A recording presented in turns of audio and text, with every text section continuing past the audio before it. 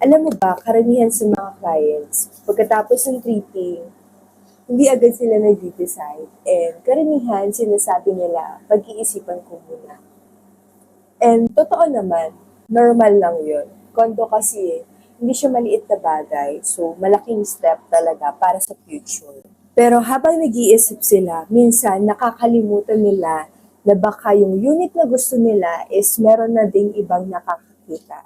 Kaya naisip ko na i-share na lang sa inyo yung 3 simple steps na ginagawa ng mga clients ko para mas clear or confident sila. Una, balikan mo kung ano yung pinaka nagustuhan mo during treating.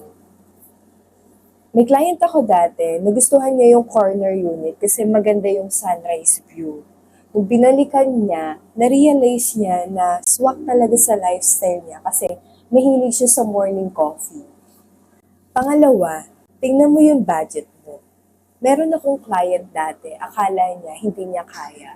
Pero nung bin-breakdown namin yung monthly gastos niya sa Grab Food at weekend gala, halos kapantay lang yung mga ginagastos niya. And sabi niya, oo nga no, at least ito sa investment na pupunta.